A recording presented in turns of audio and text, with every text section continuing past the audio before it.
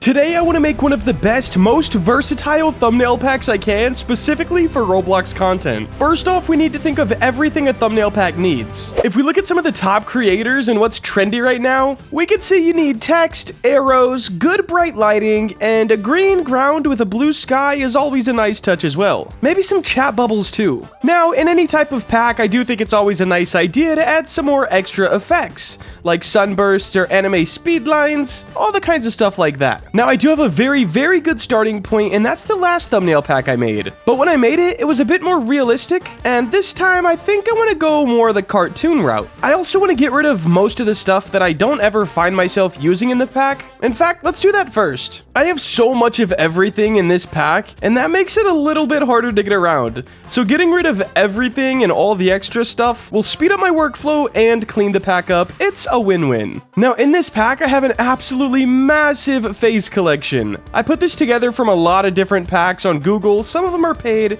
some of them are free, but overall, it's just super nice. I do want to try to find an artist who can draw some custom faces, just to make my thumbnails stand out a little bit more. In fact, for the faces, I asked my girlfriend if she would draw them, and she said yes. So while I'm working on the pack, she'll be working on some faces. For text styles, I'm pretty happy with what I currently have. It's super clean and it's not over the top. So overall, the thumbnails look good and the text doesn't take the attention away from the main subject. I guess now we can hop into Blender and make a few renders. One for each emotion. Keep in mind the whole point of a pack is to speed up your workflow later by doing less work but still keeping a high quality. I went on Google and got a pose reference sheet. This will just help me a lot. I'm not really good at any type of art, so the better reference, the better the art. Before we start posing the avatar, I think I'm gonna make the head slightly bigger just to add to that cartoony aesthetic.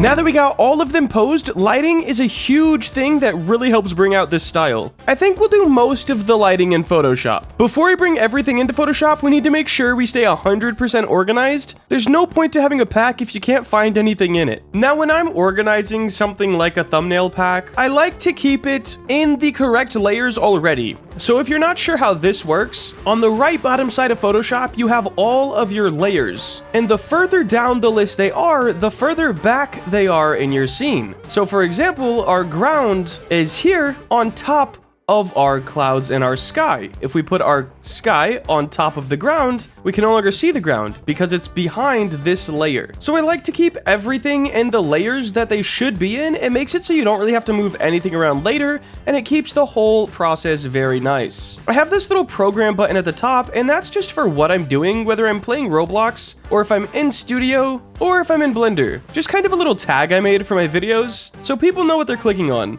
Then we got text, because text will always be at the top of your thumbnail. You have to see it over everything else. Then faces are here on top of renders, because of course, if the face was behind the render, well, you wouldn't see the face. Then we have arrows. I do think putting stuff behind your render adds a lot more depth into a thumbnail, but this is one of those folders that would move depending on which thumbnail I'm making. Then we have dividers, which should honestly be pretty towards the top, but for now, I think it's okay. And then just a bunch of effects. Some cooler, some not as cool, but most of the time they do just go in the background. Now we can finally start bringing in the renders, and the faces aren't quite done yet, so we might have to hold off on those. At first, these renders may not seem too great, and that's because the sauce just hasn't been added yet. We need to make them brighter and exaggerate pretty much all of the highlights. Next up, we need to trace every render with a black line to enhance the cartoon feel. This takes a little bit of time, but it's definitely worth it. Now that our renders are looking a little bit closer to how we wanted, let me show you how fast we can make a thumbnail from opening the file till exporting the image. Keep in mind, this isn't going to be the greatest thumbnail because there's no concept behind it. Quite literally just a quick throw everything at the screen type of thing. And just like that, my thumbnail pack is done, at least for now. I hope you guys enjoyed this video, and I hope you guys see how great working ahead of the clock is. Anyways, as always, make sure to like, comment, and subscribe. Have a great day.